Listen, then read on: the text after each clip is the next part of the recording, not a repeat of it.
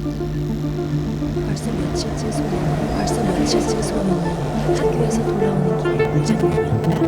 그런데 어제까지 개운 기슭에서 하더니 오늘은 징검다리 한가운데 앉아서 하고 있다.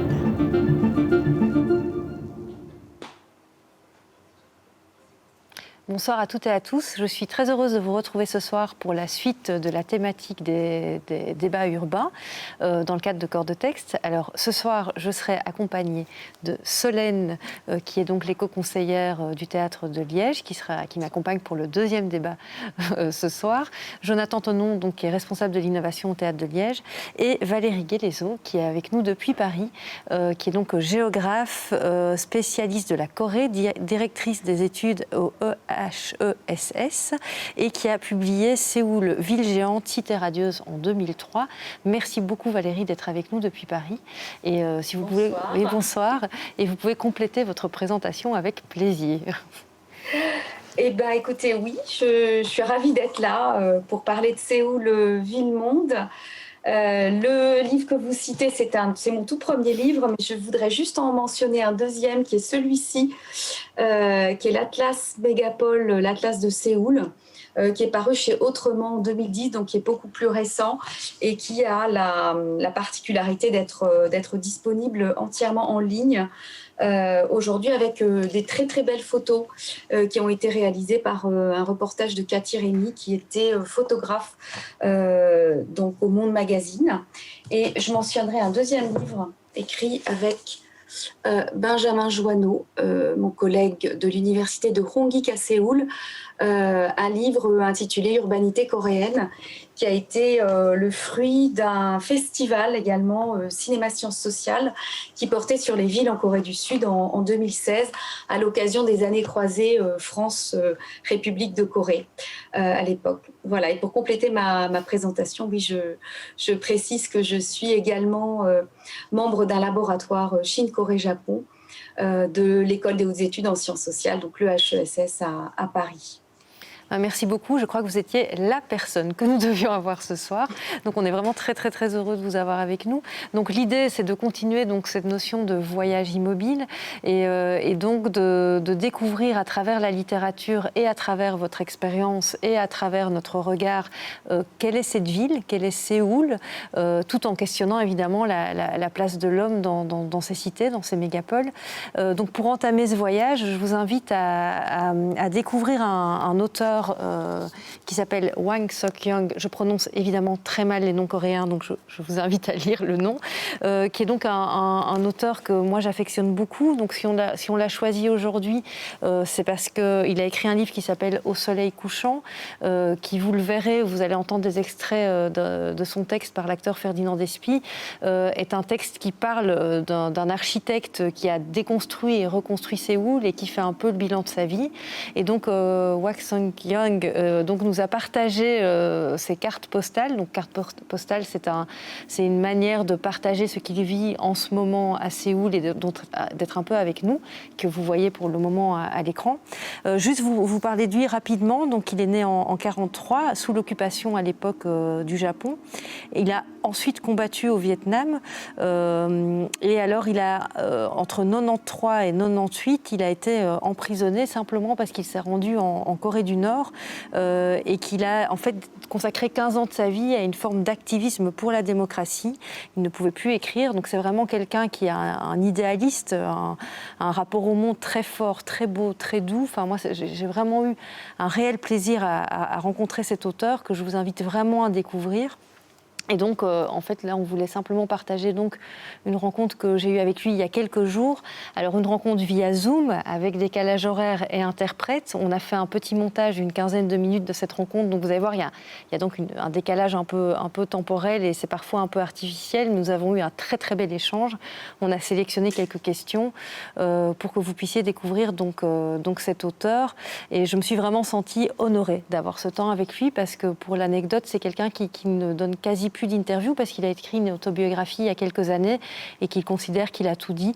Mais je crois que quelque part, ça l'a amusé de notre démarche de vouloir découvrir cette Corée à travers nos fauteuils depuis la Belgique ou l'Europe.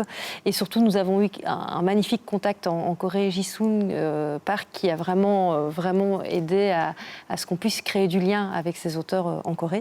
Et donc, en fait, je lui ai simplement posé comme première question quels ont été ses moteurs d'écriture. Qu'est-ce qu'il a fait qu'il a écrit un jour dans sa vie. Voilà, donc on va commencer par découvrir cette rencontre. 초등학교 4학년인가 그러니까 아마 한 10살쯤 됐을 무렵인데 전쟁 때 우리는 저 남쪽으로 피난을 갔다가 돌아왔어요. 돌아왔더니 마을이 막 파괴되고 우리 집도 한 절반쯤 파괴돼서 거기서 이제 돌아와서 참 부서진 뭐 그릇 같은 거 살림 도구들 꺼내고 저도 책이라든가 뭐 이렇게 흙에 젖은 책들 뭐 이런 것들 꺼내고 이제 이러면서 그 집 정리를 했던 기억이 나는데 그 학교 장문 시간에 그 장문을 쓰라고 해서 그 얘기를 썼습니다. 그게 제목이 아마 집에 돌아온 날이라는 장문이었는데 그걸 아마 학교에서 뽑아서 전국 그 어린이 글짓기 대회 100일장에 냈던 모양이에요. 그래서 거기서 최고상을 받았습니다. 그래서 신문에도 나고 그래가지고 어린 제가 사회로부터 처음 칭찬을 받은 거죠. 그래서 저는 그 이후로 선생님이 이 다음에 장래 커서 뭐가 될래 그러면 아이들이 뭐 소방수가 되겠다, 경찰이 되겠다, 뭐 장군이 되겠다 그럴 때 저는 그 의미도 모르고 작가가 되겠다 그랬어요. 그때 생각했던 작가가 되겠다는 말은 그 이상하게 예언처럼 저 자신을 이렇게 몰아서 이렇게 작가가 됐는데 사실은 지금 생각해보면 그러지 말 걸 하는 생각도 듭니다. La question suivante est issue de votre ouvrage Au soleil couchant, qui a été très inspirant pour nous et qui est devenu l'objet central de notre thématique sur les questions d'urbanisation et de rapport à Séoul, ville-monde et de la place de l'homme dans nos sociétés. Et donc, Au soleil couchant est l'histoire d'un architecte en fin de vie, riche, comblé, et qui quelque part fait un peu un travail d'introspection et se pose des questions parce qu'il a un événement dans sa vie qui va le réveiller. Et il va du coup à la fois dans son intimité questionner Séoul et à la fois faire le constat de toute une génération et de ces traces du passé qui disparaissent. C'est un roman très touchant, enfin moi qui m'a beaucoup plu, donc on était heureuse de vous rencontrer aussi dans ce cadre. Et donc, dans votre roman, il y a une question qui est adressée à l'architecte, donc le personnage central. La voici. Espace-temps, humanité, quelle place avez-vous réservée à l'homme dans vos projets? J'avais simplement envie de vous retourner cette question.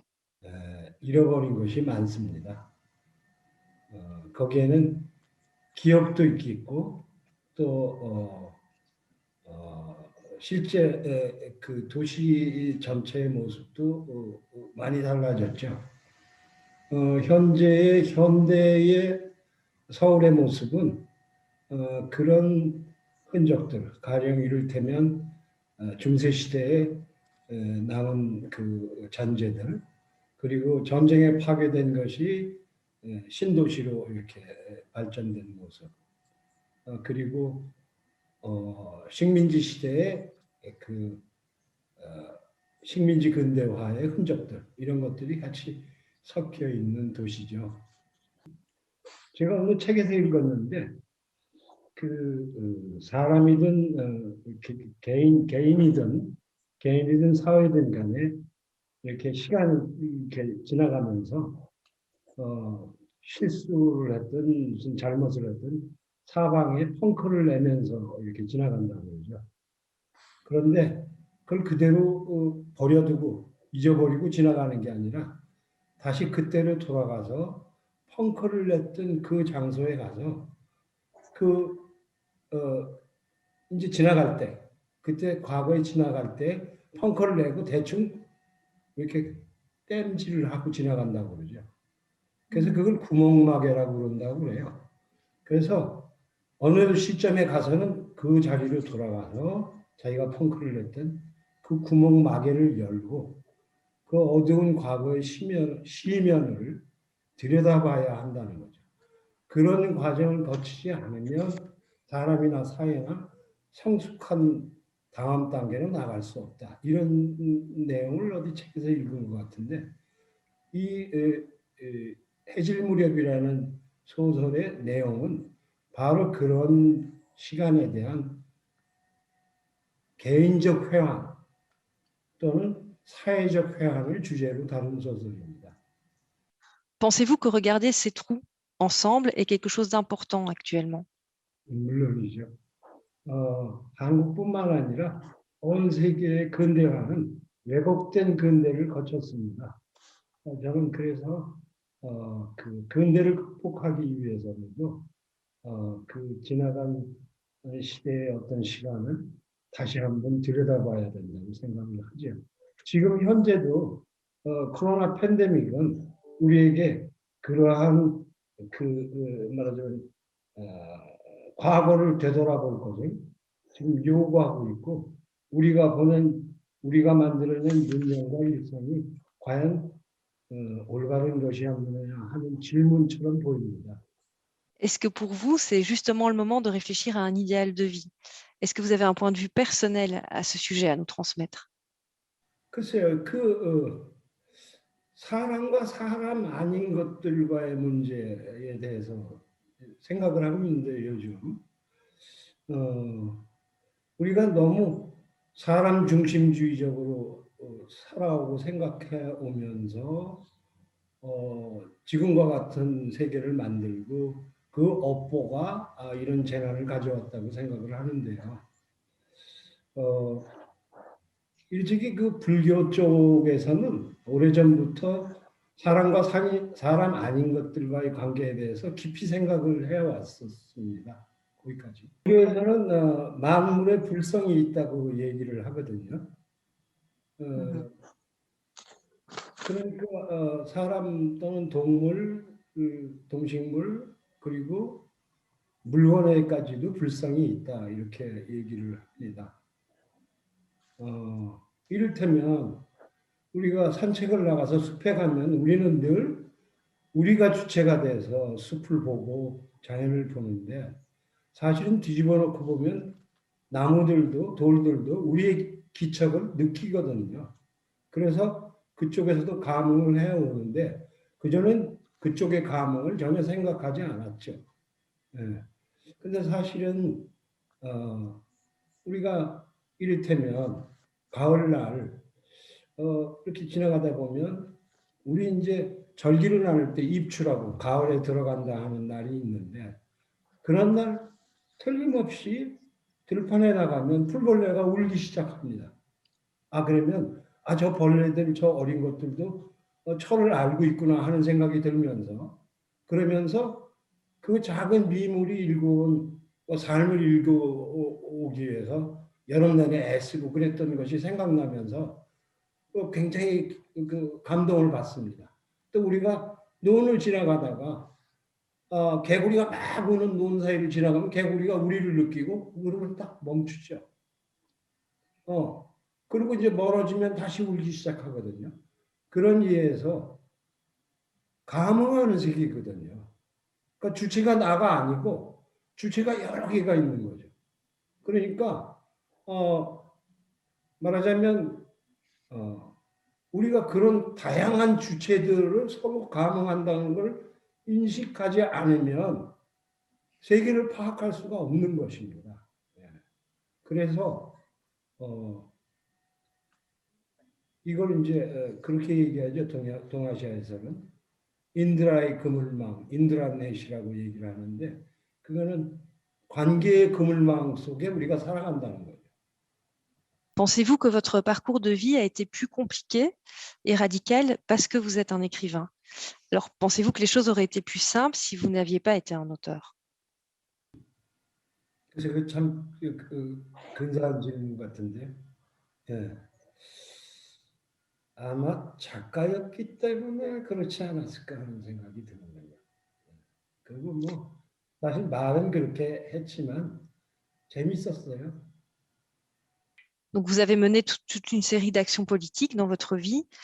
Est-ce que le fait d'être un écrivain vous a permis d'avoir un rapport plus particulier à l'engagement? 예,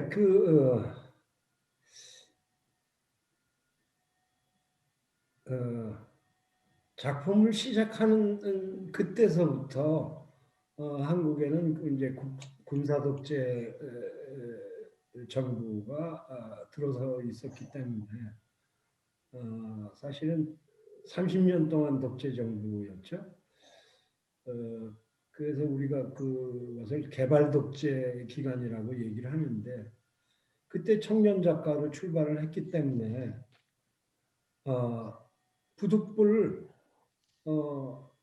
표현의 자유라는 문제, 가장 기본적인 예술가의 가장 기본적인 의무인 표현의 자유라는 문제에 매달릴 수밖에 없었죠. 그래서 표현의 자유를 쟁취하기 위한 싸움을 하다 보니까 저항을 하다 보니까 자연스럽게 민주화 운동을 하게 되고 그런 과정에서 이를테면 민중문화운동이라는 실제 행동을 통해서 현장에 뭐 공장이라든가 농촌이라든가 찾아다니면서 연극 공연도 하고 뭐 여러 가지 그 이벤트도 하고 이러면서 말하자면 현장에 사람들의 대중들의 그런 삶의 아주 리얼한 상황이나 그런 현실을 저는 그때그때 말하자면 감지할 수가 있었기 때문에 제 소설이 더 생생한 힘을 갖게 되지 않았나 싶어요. 그리고 거기서 얻은 그런 감흥들을 대중들에게 되돌려 주려는 노력을 했죠. 사실은 저는 민중들에게서 배운 것이 많습니다. 제 문학의 절반 이상은 그 사람들한테서 배운 것이죠. 예. Est-ce que vous avez eu dans votre vie des moments où le processus d'écriture était impossible pour vous? 네, 광주 항쟁에 참여를 하고 나서 그리고 나서 대단히 제가 급진화하면서 직접 활동가로 뛰어다니기 시작하고 그러면서 어, 어, 대개 85년 무렵부터 98년까지 글을 못 씁니다. 그리고 그때는 이제 망명 5년 했고 또 감옥에서 5년 보내고 그러니까 한 10년은 한국 사회에 끼어들 수 없었고 한 5년 동안은 활동가로 살았고 그래서 한 15년 이상을 글을 못 썼죠. 그래서 평론가들은 제 문학을 그 이전과 감옥에서 석방된 이후로 나눠서 전반기, 후반기 문학으로 나누고 그리고 지난 2017년 수인을 쓰고 나서 황석영의 후반부 말년 문학으로 이렇게 넘어간다 이렇게 얘기들을 합니다. Pourquoi, après ces 15 ans d'exil, d'emprisonnement, d'activisme, vous avez ressenti le besoin de revenir vers l'écriture? 예, 제 자전에도 나오는 얘기인데 나는 집으로 돌아가고 싶었다. 어떻게 해서든지 집으로 돌아가야만 한다고 생각을 했죠, 늘. 그 집은 문학이라는 집이었습니다. 그래서 저는 그런 기간 동안에도 문학적 삶을 살았고 작가로 돌아가야 한다는 생각을 하루도 잊은 적이 없었습니다. Est-ce que vous avez vécu des événements qui n'étaient pas écrivables? 소설로 쓸 수 없는 것들이 훨씬 더 많죠. 사실은 독자들한테 다 보여줄 수 없는 것들이 훨씬 더 많습니다. 아마 이거는 가을에 왜 낙엽이나 이런 것들이 그 연못 위로 막 떨어지잖아요. 그러면 어떤 것들은 물 위에 떠 있지만 많은 부분들이 물 밑으로 가라앉는데 아마 작가의 가슴 속도 아마 그 비슷할 겁니다. 가라앉아 있는 것들이 더 많겠죠. Souhaitez-vous nous transmettre une dernière chose? 그 요새 그런 생각이 들었습니다. 그 젊은 사람들한테 그런 얘기를 하고 싶은데요. 자기 자유를 대단히 소중하게 생각할 것, 그리고 그뿐만 아니라 이웃의 자유에 대해서도 깊은 관심을 가질 것, 그런 생각이 들었습니다. Donc l'idée maintenant, c'est de vous faire entendre un tout petit peu de l'écriture de l'auteur avec un extrait lu par Ferdinand d'Espierie de Au soleil couchant. Alors la lecture que nous avons enregistrée est plus longue, vous pouvez la retrouver sur le site du Théâtre de Liège, mais ici on voulait juste vous faire entendre le contenu. Donc pour rappel, donc, c'est un architecte qui, donc, au soir de sa vie, un homme riche et comblé, se demande s'il n'est pas passé à côté de l'essentiel. Donc maintenant je vous invite à écouter les quelques mots de Ferdinand d'Espierie.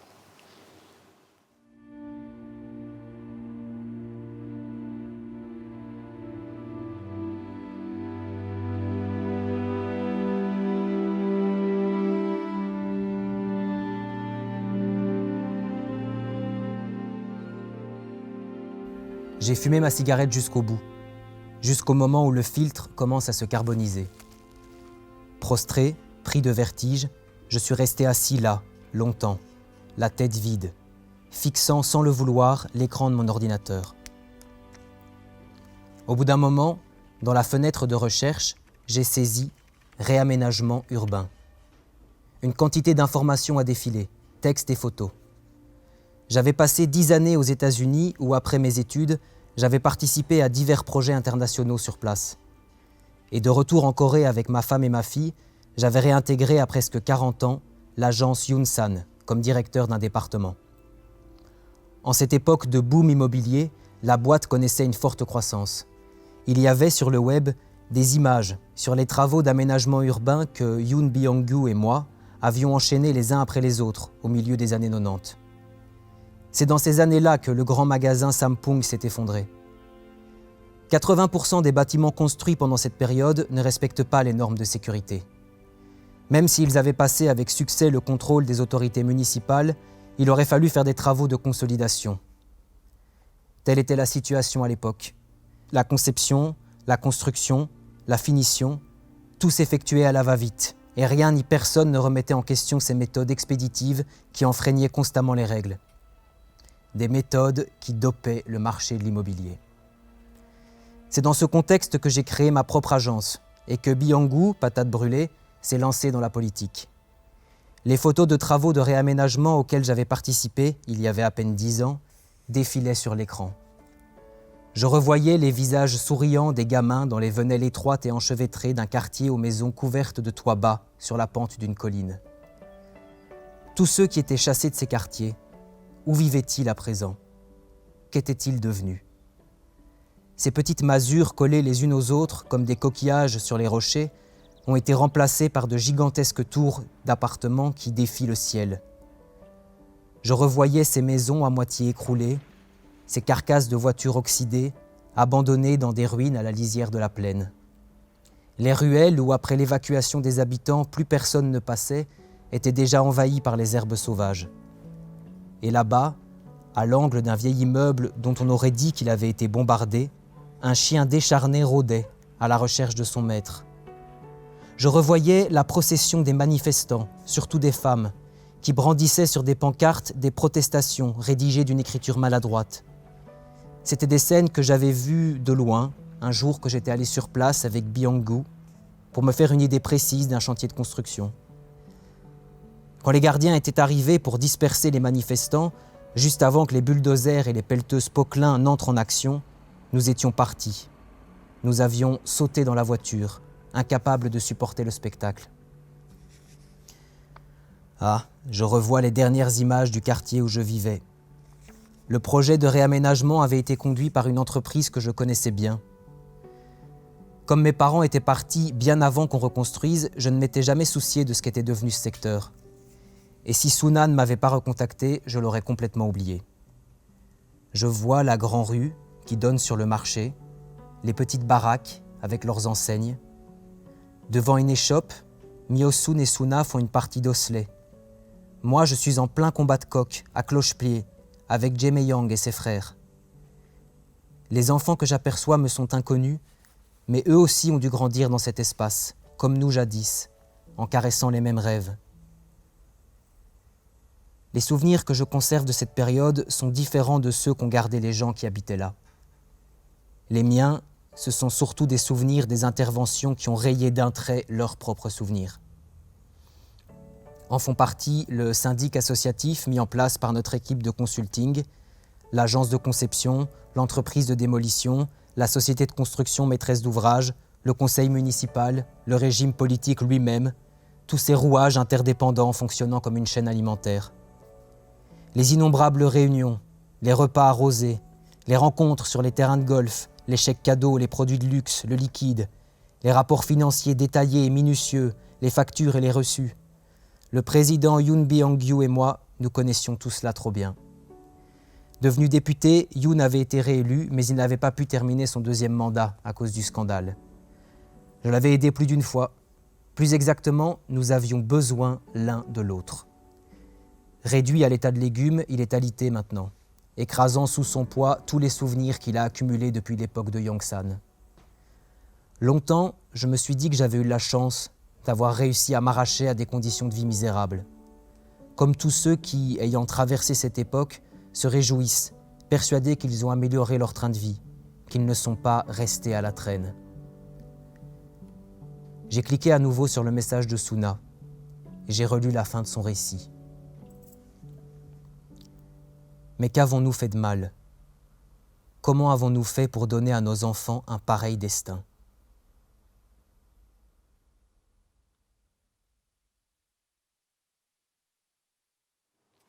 Donc juste avant de faire réagir Valérie sur toute cette matière et ce premier voyage qu'on vient de vivre, simplement vous préciser que vous pouvez réagir en direct avec le chat et qu'on prendra vos questions à la fin. Et donc on va rentrer maintenant dans la partie de la discussion. Donc du coup, je m'adresse à vous Valérie. Qu'est-ce que ça vous fait tout ça? Qu'est-ce que ça vous évoque et le rapport de l'auteur et la lecture, vous qui connaissez si bien Séoul?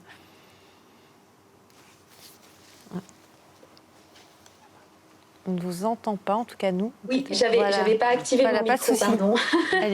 J'avais coupé pour pas qu'il y ait d'interférence. Je dis que ça m'évoquait énormément de choses et que je me sentais particulièrement touchée, évidemment, par ce choix et cette interview de Hwang So-kyung et la lecture de son roman. C'est un auteur que j'aime particulièrement parce que je me sens particulièrement connectée à lui à travers ses travaux et ses romans, enfin son écriture. Comme beaucoup d'écrivains en Corée, il a vécu la période de la démocratisation. Hein, il l'évoque dans son interview, hein, avec notamment son engagement au cours du massacre de Gwangju en mai 1980. Donc avant la période de la démocratisation qui a eu lieu en 1987. Donc ça, c'est un thème qui traverse en général la littérature coréenne, mais lui, cet auteur, a deux thèmes qui sont abordés dans l'ouvrage dont on a fait la lecture et qui me touchent beaucoup. C'est le développement coréen et le développement urbain. Hein, je vous encourage à lire, par exemple, Terre étrangère. Enfin, j'encourage les spectateurs à lire Terres étrangères, qui raconte des problématiques d'assèchement et de poldérisation de la Corée, hein, qui a été une des conséquences du développement. Donc toute cette, et puis Au soleil couchant, hein, qui raconte, j'y reviendrai, hein, énormément de choses. Il y a beaucoup de choses sur les caractéristiques du développement de la ville dans cet extrait qu'on a lu. Et la deuxième thématique qui me touche énormément et qui est connectée à mes travaux, c'est celle de la division de la frontière. Et je citerai juste deux autres romans de Hwang So-kyung qu'on peut lire. C'est Monsieur Han, qui raconte l'histoire d'un homme qui se trouve écartelé par la division, séparé de sa famille. Et un autre roman, L'invité, qui raconte également le drame de la division et de la guerre de Corée, de la guerre civile et les déchirements qui ont eu lieu. Donc c'est un écrivain qui vraiment nous fait vivre cette histoire particulièrement agitée, difficile de la Corée, l'histoire contemporaine. Et dans son interview, il y a un terme coréen qu'il utilise, c'est le terme de wego, qui signifie distorsion, qui est traduit, je crois d'ailleurs par la traductrice comme ça. Cette idée de distorsion de l'histoire qui est liée à quelque chose dans lequel il faut replacer Séoul en tant que grande ville mondiale. Séoul a vécu une période de colonisation entre 1910 et 1945, et ensuite Séoul est la capitale d'un pays, finalement, d'une partie du demi-Corée en quelque sorte, de la Corée du Sud, après la division coréenne qui a eu lieu après 1945. Et donc ces deux éléments de la période coloniale et la division de la Corée place l'histoire contemporaine de Séoul dans cette idée de distorsion historique. Et il parle dans son interview des vestiges, de l'importance des vestiges. Alors il évoque les vestiges du Moyen-Âge, mais ce qui m'a frappée, parce que mon expérience de Séoul, c'est plutôt l'expérience d'une ville qui sans cesse se construit, se reconstruit, notamment à l'époque contemporaine, mais une ville extrêmement plastique. Et simplement pour donner une idée de ce caractère de reconstruction, de palimpseste urbain, dans le centre-ville de Séoul, qui a été profondément transformé, effectivement, on l'imagine dans cette histoire contemporaine particulièrement difficile, qui a connu la colonisation et la guerre notamment. Lors des rénovations les plus récentes de la grande place centrale de Séoul à Gwanghwamun, on n'a pas, à peu près 8 mètres de vestiges ont été mis, 8 mètres en profondeur de vestiges ont été mis à jour depuis le XVIIIe siècle. C'est vous dire si les cycles de construction, reconstruction ont été importants. Donc cette idée des traces du passé m'a bien intéressée dans son interview. La ville est effectivement un palimpseste urbain, mais un palimpseste qui aujourd'hui est marqué par l'histoire contemporaine qui a beaucoup détruit du passé. Séoul a été détruite par exemple à 70%. Au moment de la guerre de Corée, entre 1950 et 1953. Et aujourd'hui, à peu près 5% seulement des logements datent d'avant 1960. Donc ça replace un petit peu, je crois, la ville dans une histoire contemporaine qui l'a très très largement transformée. Donc, oui. Et donc, merci beaucoup pour toute cette explication historique, car peut-être que le développement de Séoul en tant que ville est peut-être peu connu, et je pense qu'il est très intéressant de comprendre tout ce développement urbain d'une ville qui a été construite, déconstruite, reconstruite, pour finalement en arriver à une ville que nous avons qualifiée ici de ville-monde. Alors pourquoi est-ce qu'on peut parler de Séoul comme une ville-monde ? Quelles en sont les marques ? Est-ce une ville vibrante ? Nous qui ne pouvons pas voyager, qui ne pouvons pas nous rendre dans Séoul, qu'est-ce qui nous permet comment est-ce qu'on peut s'imprégner de l'atmosphère de la ville ici et essayer d'en palper un petit peu les sens à distance ? C'est très certainement une ville extrêmement vibrante. Une ville qui, alors, le qualificatif de ville-monde que vous avez choisi, on peut le prendre en... Voilà, vous avez des photos, j'imagine, qui vont nous donner des images de l'ampleur de la ville. Là, vous voyez le fleuve, ce fleuve Han qui est extrêmement large, qui qui donne à Séoul une échelle particulièrement ample. Il faut savoir que, d'ailleurs, la ville ne s'est pas installée sur le fleuve, mais à 4 km. Le site historique de Séoul est à 4 km au nord de ce fleuve. dans un petit écrin de colline, comme le veut les principes de la géomancie qui a dirigé en partie l'aménagement de Séoul lors de sa fondation, et que aujourd'hui la ville a, s'est développée de part et d'autre du fleuve, dont on voit très très bien sur ces magnifiques photos l'ampleur, grâce à des ponts, plus de 20 ponts qui la traversent. Mais cette conquête, si vous voulez, du fleuve a été assez récente, puisqu'elle date de la période contemporaine. Une partie, la ville avait gagné vers le fleuve au moment de la période coloniale, un peu avant 1945, mais la grande conquête du fleuve date d'après 1970. Pour revenir à l'idée de ville-monde, Séoul, disons stricto sensu, au sens où l'entend par exemple la grande théoricienne des World City, des villes-mondes, qui est Saskia Sassen, la sociologue américaine. Séoul n'est pas à proprement parler une ville-monde du même rang que par exemple Tokyo, New York ou Londres, qui se caractérise notamment par la maîtrise des flux financiers et des flux d'informations. Séoul n'a pas l'infrastructure, l'architecture, disons en termes économiques, qui permet de l'analyser comme ville-monde, mais il n'empêche que c'est très certainement une grande ville mondiale,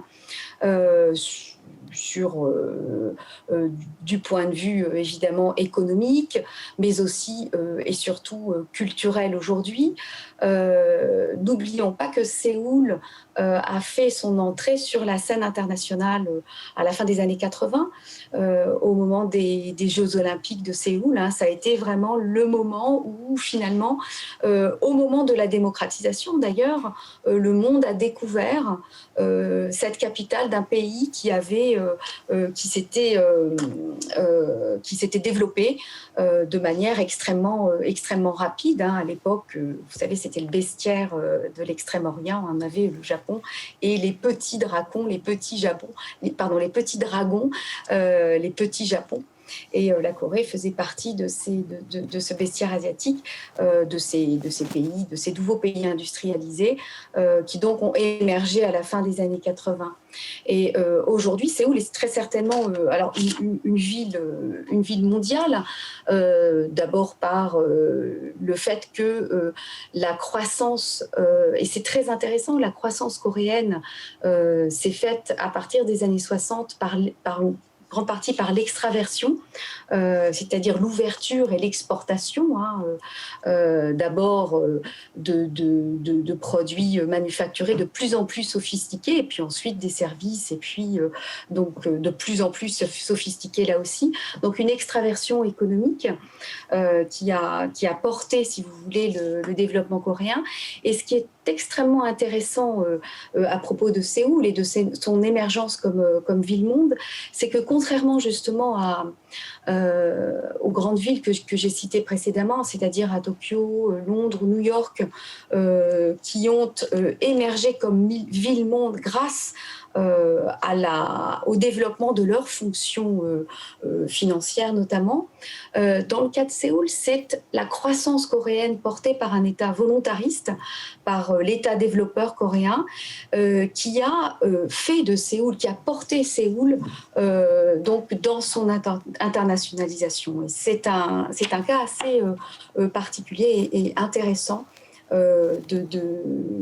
Qui montre, si vous voulez, l'importance de cette ville comme laboratoire et moteur de la croissance de la nation coréenne, de la nation sud-coréenne.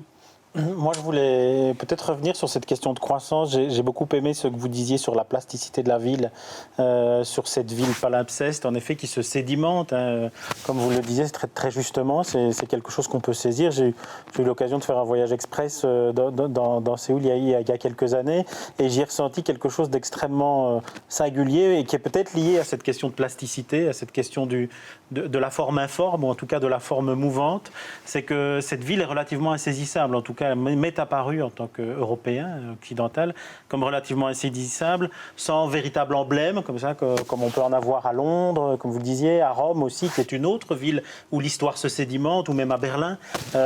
C'est ces espèces de poids de repère, en fait, qui nous servent à la fois en termes de géographie, mais aussi en termes d'imaginaire, à nous repérer dans cette ville et à essayer de s'en construire une carte mentale d'une manière ou d'une autre.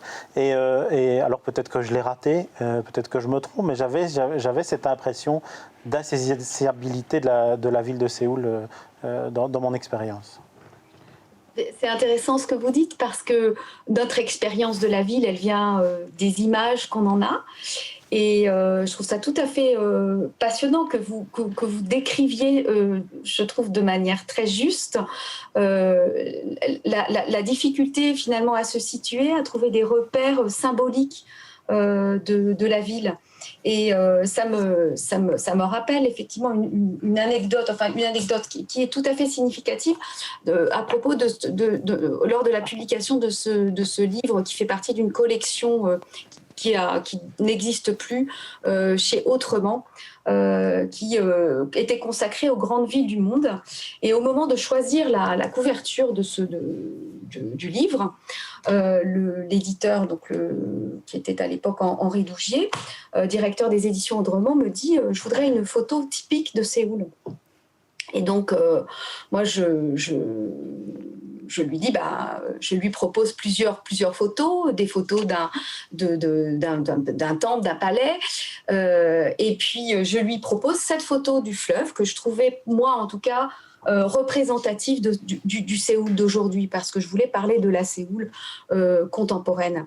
Et lui ne voulait absolument une photo plus classique en disant je veux cette photo typique. Et je finis par lui répondre, on était en réunion, mais en fait, quelle est votre image de Séoul et comment vous imaginez Séoul? Alors lui me disait, comme une photo, ce serait l'équivalent on pourrait montrer Central Park ou la Tour Eiffel.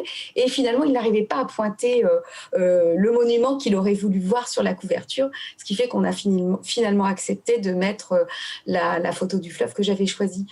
Je crois que c'est aussi notre perception d'occidental, enfin en tout cas celle de personnes qui le connaissent, qui ont ce qui reflète que Séoul est peut-être une ville qui est moins bien connue que d'autres capitales du monde. Mais je pense que si on pose la question à des Séouliens de souche ou à des Coréens, ils auront sans doute beaucoup d'images de Séoul. Ils pourront citer par exemple justement ses palais royaux. Ils pourront citer peut-être le jardin secret, qui est un des magnifiques jardins d'un des grands palais royaux de la ville. Ils vous citeront sans doute le fleuve Han. Ils vous citeront peut-être l'île de Yeouido. Ils vous citeront aussi les montagnes qui entourent Séoul et qui, à mon avis, donnent une personnalité extraordinaire à cette capitale. Qui connecte la ville à son histoire, encore une fois, à son histoire organique, puisque les collines de Séoul renvoient à une particularité simplement de la géomorphologie, tout simplement de la péninsule coréenne, qui est un pays de montagne, en fait, même si c'est de la montagne moyenne, on va dire, certes pas très élevé à Séoul. Les collines de Séoul sont peu élevées, 300, 400 mètres, mais les reliefs peuvent être tout de suite assez escarpés et donc est couvert de végétation.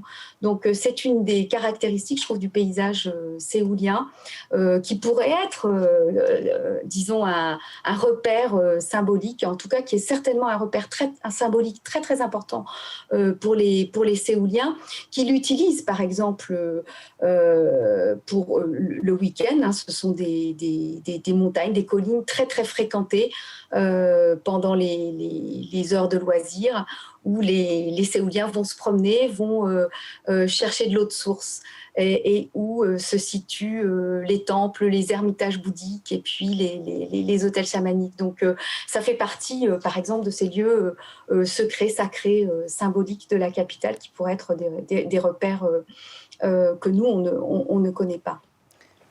Ça me Moi, semble tout à fait je veux intéressant. revenir simplement... Pardon. Allez-y, peut-être, oui. Allez-y, oui. J'aurais simplement voulu revenir après, parce que j'ai parlé de Hwang So-kyung et de son œuvre un peu en général. Après, j'avais envie de revenir sur l'extrait qui a été lu et qui est un extrait tout à fait intéressant. Je serais intéressée d'ailleurs de connaître un peu vos réactions sur le contenu de ce qui est dit dans ce passage, parce que je trouve que ça donne une image de la ville qui est assez particulière et qui renvoie à une période très spécifique de l'histoire. Hein. Moi, c'est un extrait qui est très touchant, qui je trouve restitue une forme de... on perçoit la violence des transformations urbaines qui ont eu lieu dans la capitale coréenne et que peut-être on ne perçoit pas aujourd'hui, on ne perçoit plus aujourd'hui. Mais c'est vrai que c'est une ville qui a muté de manière extrêmement rapide. Hein. Simplement pour donner quelques chiffres pour permettre de se représenter les choses, la ville a vu sa population doubler entre 1960 et 1970, donc passant de 2,5 à 5 millions d'habitants, puis de nouveau de 5 à 10 millions d'habitants entre 70 et 90. Et depuis lors, voilà, on est toujours... je crois qu'en 2020, la ville a perd de ses habitants depuis une quinzaine d'années, de manière très lente, mais qu'elle est repassée en dessous de la barre des 10 millions d'habitants. Mais simplement pour vous montrer la mutation qu'a été Séoul au cours entre 1960 et 1990. En gros, passer de 2,5 millions à 10 millions d'habitants. Vous vous rendez compte ce que ça signifie, hein. Dans le même temps, la ville s'est accrue, s'est étendue considérablement, à grignoter ces espaces alentours, s'est urbanisée. La rive sud du fleuve a complètement été transformée, des rizières ont été transformées en grand ensemble d'appartements. Donc on a eu des transformations, des mutations de paysagères. Hein. Il l'évoque dans son interview, Hwang So-kyung, et il a vécu lui-même cette mutation et qui s'est traduite par beaucoup de choses. Et dans l'extrait qui a été lu, deux choses sont évoquées plus particulièrement. La première, c'est les grands accidents urbains des années 90. Je crois que le personnage de l'architecte Park Min-woo évoque précisément, je crois, l'effondrement du magasin, je crois, du grand magasin dans l'extrait.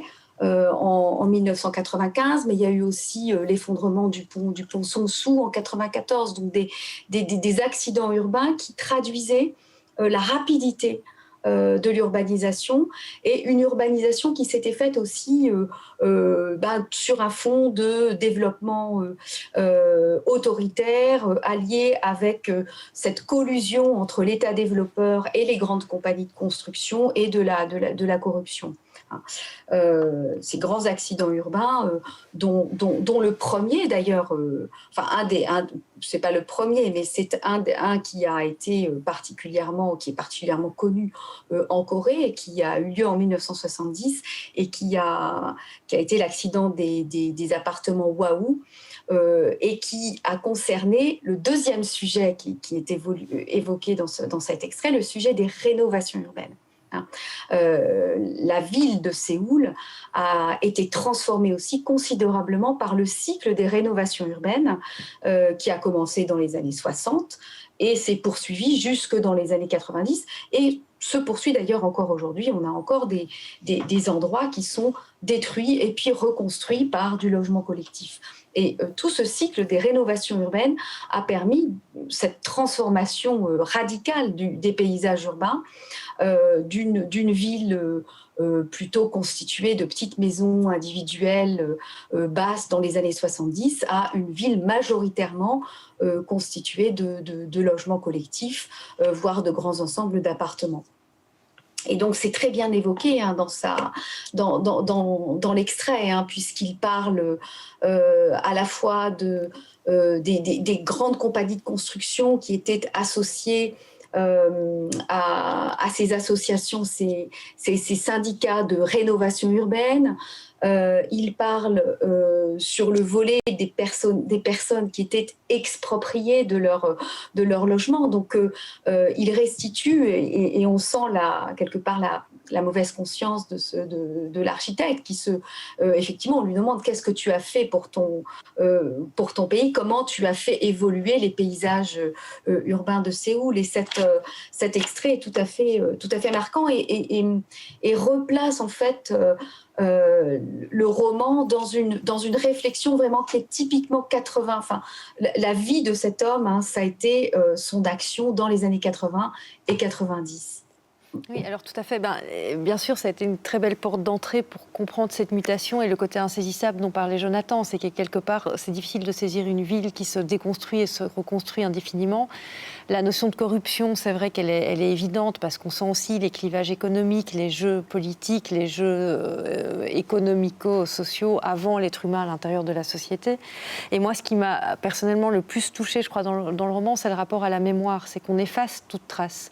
On efface des quartiers entiers pour reconstruire autre chose. Et comment cette ville mouvante comment est-ce que l'individu, en gros, peut se retrouver à l'intérieur de tout ça.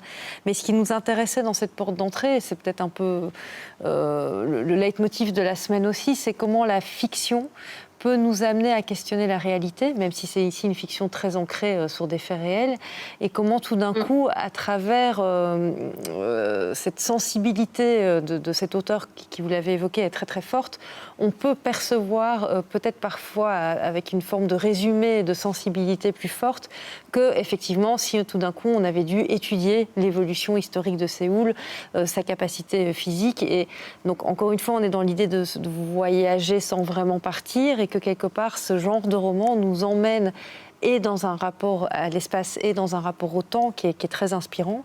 Et même si le Séoul a changé, il a quand même écrit en 2015 ce roman. Donc c'est qu'il estimait qu'à un moment donné, il fallait aussi revenir, il parle dans l'interview de ces trous, il faut revenir sur ces pansements qu'on a un peu mis partout, aussi bien géographiques et urbains avec tout ce rapport au béton, que sur comment on a perçu les choses. Et c'est, je crois, bon, après l'auteur a aussi un certain âge, donc c'est comment aussi faire le bilan tout en continuant à agir. Donc voilà, il y a toutes ces notions-là qui sont importantes pour nous. Et puis l'idée, c'est que on donne goût à la lecture aussi. Donc il y a aussi ce besoin-là de transmettre à travers, encore une fois, un objet fictionnel, même s'il est très inspiré. Oui, si je peux, c'est très intéressant ce que vous dites. Alors pour faire percevoir peut-être cette ville, en partant de ce qui est dit, hein, de ces très beaux passages, et de la littérature de Hwang So-kyung, je pourrais peut-être évoquer, et par rapport à la plasticité de la ville, l'expérience, moi, que j'ai mon expérience de la ville et d'une ville que je crois connaître et que je fréquente finalement depuis mon premier voyage à Séoul date de 1990. Donc voilà, ça fait quand même 30 ans, plus de 30 ans que je vais à Séoul au moins chaque année, que j'y ai habité plusieurs années. J'ai fait ma thèse sur ce développement justement des grands ensembles d'appartements à Séoul. J'ai travaillé sur de nombreux sujets, les grands hôtels de luxe, les espaces publics, la maison, les appartements, l'espace domestique, etc. Et que donc il m'arrive très régulièrement, j'observe un quartier qui se situe dans le péricentre de Séoul depuis cette période des années 90. Et la dernière fois que j'y ai fait des enquêtes, au début de mes enquêtes, c'était en 2016. En fait, je suis retournée donc à l'endroit où moi j'avais même vécu. J'avais passé 3 ans. Et je ne reconnaissais plus rien. Et j'ai eu un mal fou à retrouver en fait le petit quartier, la structure même. Et c'est ça qui m'avait frappée. C'est-à-dire que dans ce petit quartier, ce bloc, on va dire, que j'avais moi-même habité, en fait, le réseau, la structure du réseau avait été modifiée. Donc ça, c'est des choses qui sont tout à fait frappantes. Donc on a des endroits comme ça qui sont reconstruits. Et au contraire, deuxième chose qui est en opposition, hein, qui fait un petit peu un paradoxe, c'est que ce à quoi j'ai assisté depuis 30 ans, c'est la reconstruction ou la recréation en quelque sorte d'un patrimoine matériel de Séoul. C'est une des manières ça a été une des manières, hein, disons, au niveau pour le politique aussi, de en quelque sorte corriger, vous savez, les distorsions dont parlait Frank Zo-Yeon dans son interview.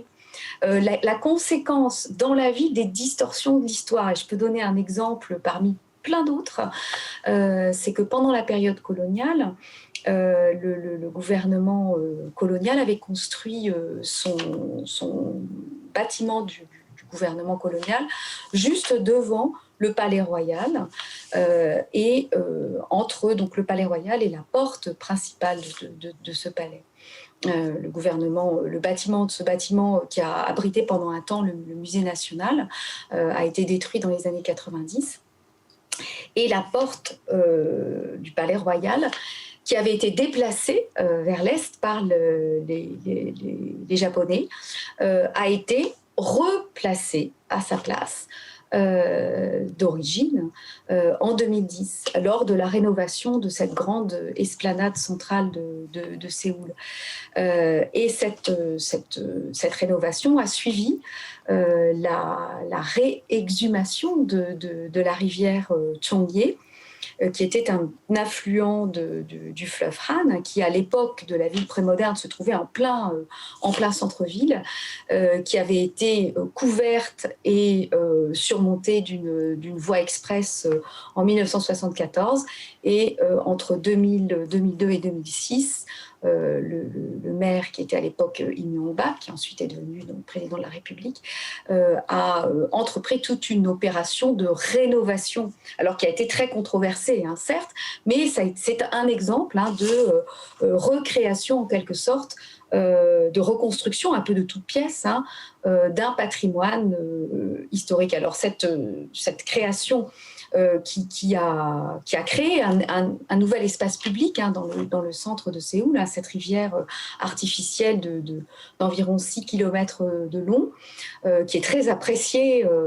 Moi, mes enfants, quand ils vont à Séoul l'été, ils adorent, et un petit aller le long du Cheongye-cheon, a été extrêmement controversé. Mais c'est un exemple, hein, de la recréation du passé. On n'est pas seulement dans la préservation, mais donc on est dans la création. Et je pense que cet exemple est tout à fait intéressant en termes d'évolution de Séoul. J'aimerais qu'on s'arrête un tout petit peu sur cette rivière qui a été découverte après avoir été recouverte donc, après la Seconde Guerre mondiale, donc sous la présidence de, pardonnez ma prononciation hasardeuse, Syng Man-rae, donc qui était président de 1948 à 1960. Donc j'imagine qu'à ce moment-là, la volonté de recouvrir cette rivière pour en faire une route, un axe pour la mobilité, avait très certainement une cohérence en termes de développement économique de la ville de Séoul. Qu'est-ce qui a motivé au début des années 2000, donc la promenade a été ouverte en 2005, donc la balade de 6 km le long de cette rivière a été ouverte en 2005. Qu'est-ce qui a motivé? Est-ce qu'il y a une prise de position un petit peu de remettre la nature au cœur de la ville, d'avoir envie de développer ces espaces verts dans une ville comme Séoul, ou était-ce un projet tout à fait qui n'est finalement peut-être pas très représentatif? Et est-ce que d'autres projets comme ceux-là ont été mis en place depuis et qui ont pu avoir une certaine résonance pour le bien-être des citoyennes et des citoyens de Séoul qui peuvent ainsi non seulement circuler dans la ville, mais dans des conditions où ils s'y sentent, j'imagine, mieux grâce à des espaces qui leur sont ainsi dédiés et qui sont, j'imagine, très agréables? Alors oui, il y a plusieurs choses à dire effectivement là-dessus. C'est que le Chongye, enfin ce projet de création de recréation de cet affluent du Rhin, de cette rivière, renvoie à plusieurs choses. D'abord, un projet politique de Im Yong-bak qui voulait sans doute laisser sa marque, comme beaucoup de maires de très grandes villes, de capitales, veulent laisser leur marque, leur empreinte sur la ville. Mais au-delà, et il a choisi ce type de projet, c'est-à-dire un méga projet urbain, mais qui était connecté d'une part à la recréation du passé et puis à la réintroduction, entre guillemets, d'une forme de nature dans la ville, de faire recirculer l'eau dans cette partie de la ville. Qui était cohérent avec effectivement un retour, en tout cas une attention, un retour de la nature en ville après des années effectivement où la croissance de la ville, la croissance dont on a perçu peut-être la violence grâce à l'extrait lu du roman de Hwang So-byung avait été très très forte pendant les années 70, 80. Et même 90. Et donc, à la fin des années 90, la mairie de Séoul, le gouvernement municipal, et dans le plan urbain, parmi les axes de développement du plan urbain à Séoul de la fin des années 90 et du début des années 2000, il y avait la renaissance des cours d'eau et notamment la renaissance du fleuve Han. La ville a redécouvert son fleuve. Alors des grands projets d'aménagement du fleuve Han ont émergé dès les années 80. Mais la différence, c'est qu'à partir du début des années 2000, alors, le projet pour le fleuve Han s'appelait Hangang Renaissance, la renaissance du fleuve Han, et c'est concrétisé par la création de tout un ensemble de parcs publics le long des rives du Han, la création de zones d'activité, la réintroduction d'espèces naturelles, la création de zones pour des classes vertes, en tout cas. Donc vraiment, la ville a renoué avec son fleuve, qui jusque-là avait été d'abord exclu, enfin loin de la ville, puisque, comme je l'ai dit tout à l'heure, au départ, jusque dans les années 60, la ville était plutôt située au nord du fleuve Han. Mais dans les années 70, au moment où la ville a conquis son fleuve, elle l'a corseté de voies express. Donc il y avait vraiment une coupure, pas d'accès au fleuve. Et donc les années 2000 ont constitué une période de redécouverte et de recréation considérable d'espaces verts urbains autour de ce grand fleuve, qui est effectivement majestueux. Les paysages autour du fleuve sont tout à fait extrêmement amples et donnent beaucoup de respiration, moi je trouve, à la ville, et c'est tout à fait, c'est très contemporain. J'ajouterais juste que ce mouvement d'une ville qui tourne le dos à son fleuve pendant la croissance économique et puis de reconquête du fleuve, de renversement, est un mouvement qui est de reconquête des fronts d'eau en quelque sorte dans les très grandes villes mondiales, et est quelque chose qui est un phénomène tout à fait global, qui se retrouve dans toutes les villes du monde qui ont un front d'eau, que celui-ci soit un front d'eau fluvial ou maritime. Merci beaucoup Valérie, on a vraiment envie de vous écouter pendant des heures, j'apprends plein de trucs sur Séoul, on est tout... Mais il y a quelques réactions sur le chat et puis le temps file, et avant de laisser la parole à ça, moi j'ai une question qui me vient depuis tout à l'heure, c'est qu'est-ce qui a fait que tout d'un coup vous vous êtes intéressé et spécialisé à cette ville si particulière, avec tout ce qu'on vient de raconter? Qu'est-ce qui fait que tout d'un coup une jeune géographe française va quelque part se passionner de Séoul et pas d'une autre ville justement? Écoutez, c'est un ensemble de facteurs parmi lesquels je crois que justement j'ai été je commençais mes études supérieures à la fin des années 80, donc j'ai passé mon bac en 85. Et donc, c'était l'époque où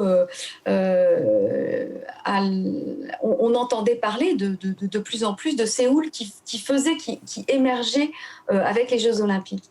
Voilà. Et à l'époque aussi, j'avais envie de travailler sur les îles. Alors là, ne me demandez pas pourquoi. J'avais envie d'aller en Asie. Et quand j'ai commencé ma maîtrise, je me souviens que mon directeur de maîtrise, qui était le géographe Jean-Robert Pitt à la Sorbonne, m'avait dit écoutez, bon, il y a déjà beaucoup de choses sur le Japon et la Chine, ce qui n'était pas forcément tout à fait exact, parce qu'il y a encore besoin de beaucoup de recherches en géographie sur ces pays. Mais en tout cas, il m'avait dit mais la Corée, je suis très curieux de ce pays. Bon, donc j'avais eu envie j'avais eu cette curiosité et je me suis mise à apprendre le coréen aux langues orientales. Donc voilà, c'est vrai que ça a été un moment un petit peu un hasard de la vie. Et alors, on voulait aussi parler du rapport à l'humain dans Séoul et quelle est la place, quelles sont la place des corps, et aussi, je sais qu'il y a un clivage économique pas toujours évident. Donc peut-être rapidement, en 1 minute, peut-être, c'est évidemment très bref, mais nous donner le signe de comment ces êtres vivants sont à l'intérieur de la ville, le rapport à la mobilité, le rapport, vous avez parlé de ces grandes barres d'immeubles avec tous ces petits appartements, peut-être rapidement, parce que là, j'ai déjà 5 ou 6 questions sur le chat, on ne va pas pouvoir tout prendre avant de passer à la suite. Alors, je vais essayer d'être très brève et en même temps d'essayer de donner des choses très particulières à Séoul sur donc le corps et Séoul. Et je vais donner 3 choses. La première, c'est ce que je trouve particulier à Séoul, c'est une ville qui peut éprouver le corps dans ses circulations parce qu'on passe son temps à monter et descendre. Séoul a la particularité de ne pas être sur un seul niveau. Séoul a une ville sur la ville et une ville dans la ville, sous la ville. Voilà. La ville sous la ville, c'est tout le réseau des galeries marchandes souterraines qui est connecté au métro et qui implique donc de descendre, de prendre les escalators et de se retrouver sous la ville. Et on peut pratiquement traverser, enfin peut-être pas, mais en tout cas passer beaucoup de temps dans les galeries souterraines. Et il y a aussi la ville sur la ville, donc tous ces passages suspendus, ces promenades. Maintenant, il y en a une dans le centre-ville qui a été créée très récemment. Ça a été une des actions du dernier maire de Séoul. Donc la ville sur la ville. Hein, donc il y a cette espèce de... Et c'est éprouvant parce qu'on monte et on descend des escaliers.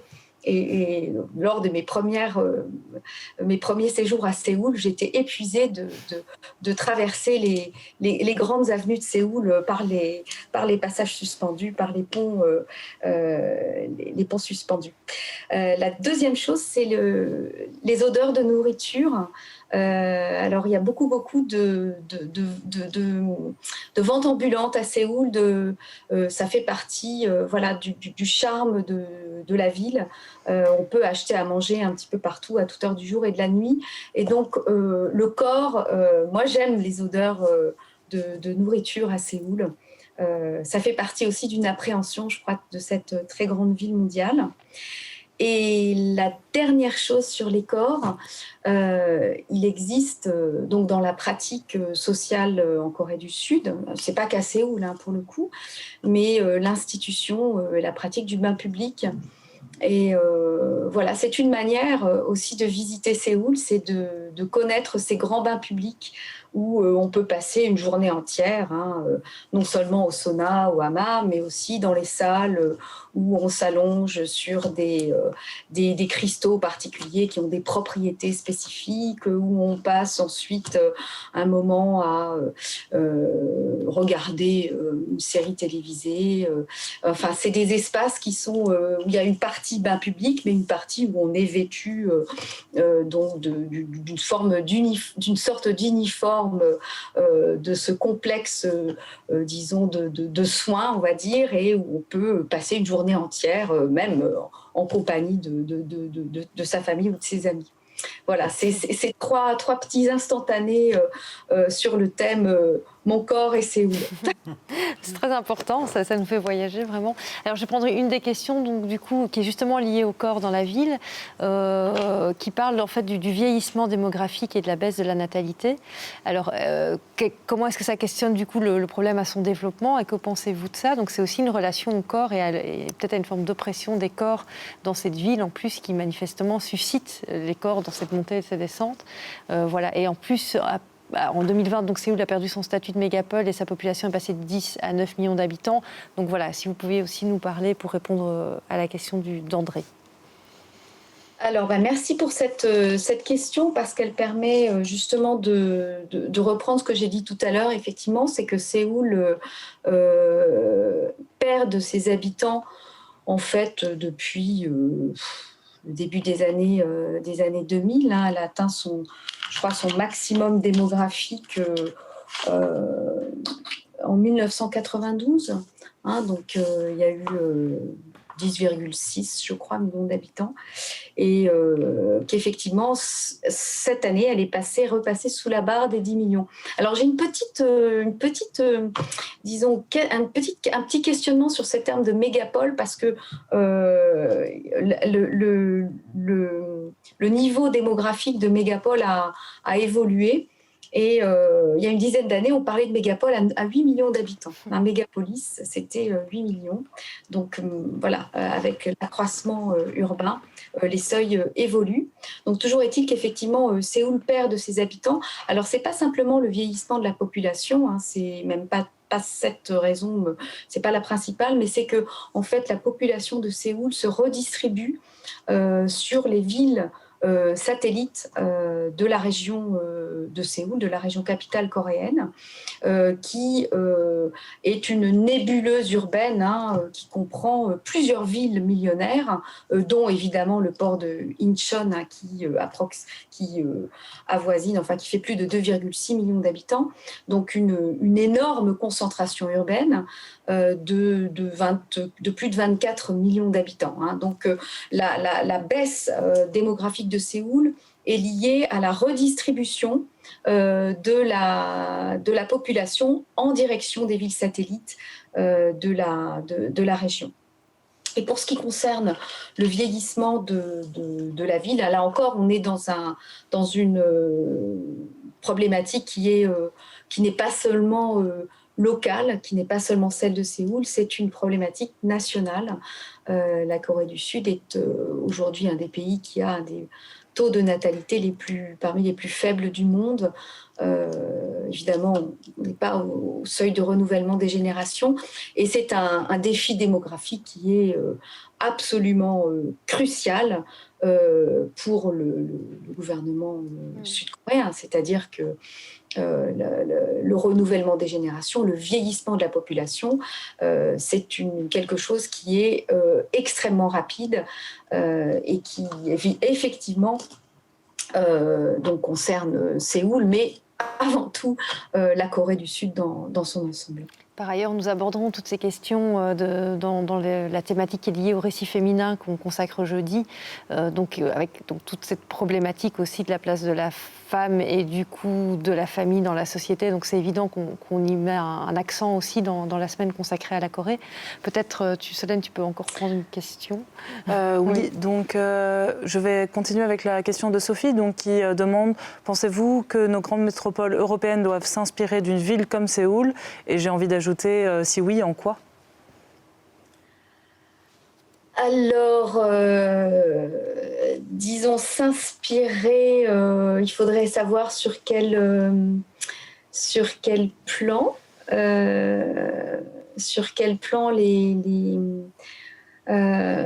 on peut s'inspirer de ce qui est assez.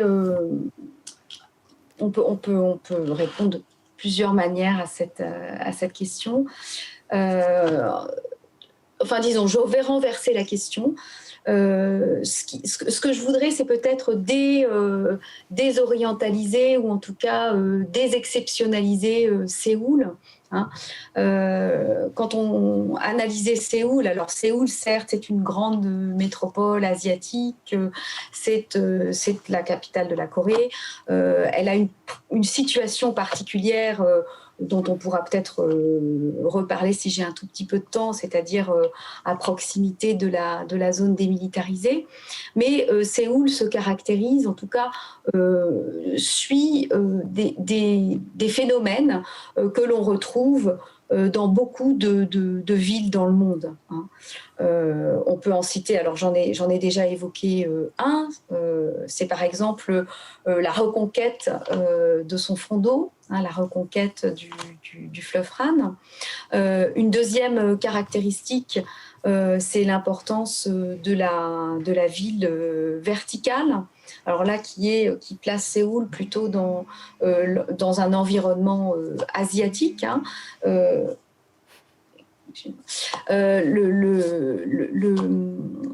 L'émergence d'une ville, comment dirais-je, d'un paysage urbain élevé, hein, la mutation du paysage urbain, ça c'est une caractéristique. Ce qui caractérise aujourd'hui aussi Séoul, c'est les grands projets et la liberté du geste architectural, hein. Les grands projets architecturaux, on peut citer par exemple le récent projet au niveau du parc Dongdaemun et le magnifique projet de Zaha Hadid, hein, prix Pritzker d'architecture, hein, cette architecte anglo-iranienne qui a fait un magnifique bâtiment. Donc ces grands projets, ces grands gestes urbains architecturaux sont possibles, enfin étaient encore possibles dans les grandes villes d'Asie et en particulier à Séoul, peut-être moins dans des villes plus anciennes et plus contraintes par l'urbanisme, par exemple à Paris, où on a beaucoup de contraintes à cause de la protection du patrimoine. Donc il y a cette espèce de liberté peut-être du geste architectural à Séoul qui la différencie d'une métropole européenne. Merci beaucoup Valérie. On va vraiment devoir clôturer, mais ça donne très envie de découvrir vos ouvrages, vos interviews aussi, parce qu'on en trouve plusieurs. C'est comme ça qu'on vous a découvert sur Internet. Donc du coup, je crois que ça vaut vraiment la peine d'aller fouiller dans tout ce qui est disponible. Et surtout, j'ai l'impression que vous avez donné tellement de nourriture et tellement de possibles de percevoir la ville que c'est vraiment très agréable. Je vais passer la parole à Jonathan, parce qu'on voulait clôturer cette rencontre par la présentation d'une artiste qu'on aime beaucoup et qui nous donne à percevoir une autre manière la ville. Et donc, peut-être, Jonathan, tu peux nous en parler. Oui, tout à fait. On avait envie de présenter le travail de Iwon Navili, qui est une artiste que j'ai eu la chance de découvrir il y a une dizaine d'années dans le cadre de festival que je dirigeais, qui est une vidéaste qui a été formée en France, à l'École des Beaux-Arts à Nancy, et qui a eu la chance effectivement de poursuivre sa formation en Frenois aux côtés d'Ala Fleischer, Bill Viola, enfin tous les grands noms effectivement de l'art vidéo, et qui a un rapport assez singulier à l'architecture. Elle est par ailleurs pour le moment exposée à Séoul sur ce bâtiment qu'on voit sur les images pour le moment, qui est le Coex Atrium. C'est un projet ici qui est, vous voyez, un des plus grands écrans urbains du monde et qui est pour le moment en tout cas l'objet d'une programmation artistique faite par une agence qui s'appelle District, qui est une agence de création de contenu immersif et de contenu vidéo. C'est une commande qui lui a été faite pour faire une vidéo sur cet écran qui s'appelle Pine Tree.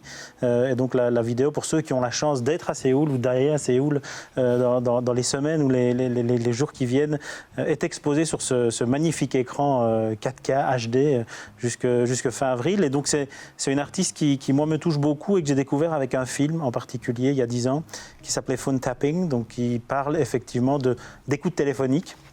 Donc c'est un film qui prend Séoul pour objet dans les caractéristiques qu'on a évoquées aujourd'hui en fait sur cette question de sédimentation. L'idée de voir que la ville c'est à la fois un réseau, une architecture, mais aussi un espèce d'ensemble social où des gens vivent. C'est une vidéo qui est très très simple sur le plan de son dispositif visuel, qui est un grand panneau travelling sur la ville de Séoul, et où on essaye de saisir les différents bruissements de cette ville, bruissements lumineux, bruissements sonores, on va l'entendre, des voix que l'on entend et qui émergent de cette ville, et des corps et des histoires aussi qui se sédimentent sur cet espace architectural assez tentaculaire. Donc c'est un travail assez beau de cet artiste Iwan Navili. Le film s'appelle Phone Tapping. On va le découvrir dans quelques instants. Oui, donc l'idée c'était qu'on se dise au revoir sur cette jolie vidéo. Donc vraiment je vous remercie toutes et tous d'avoir fait ces très bel échange, je trouve. Et simplement vous dire évidemment que nous sommes encore au début du festival, que demain nous avons une rencontre toute différente autour de l'ouvrage Traces, donc inédit entre Caroline Lamarche et Gaëlle Turine, qui, là, on est plongé dans la crise covidienne et qui donc récoltait des témoignages et des portraits photos de professionnels de la santé dans ce premier confinement au mois de mars. Il y a une grande poésie, une grande sensibilité et on va avoir un très bel échange autour de cet objet. Donc c'est notre petite parenthèse coréenne, mais qui est quand même une question mondiale. Donc ça, on le découvre demain à 20h. Et donc là, nous allons ensemble clôturer la soirée avec cette proposition artistique. Et donc nous vous souhaitons une bonne soirée à tous et à toutes. Merci beaucoup. Bonne soirée. Merci Valérie. Merci beaucoup.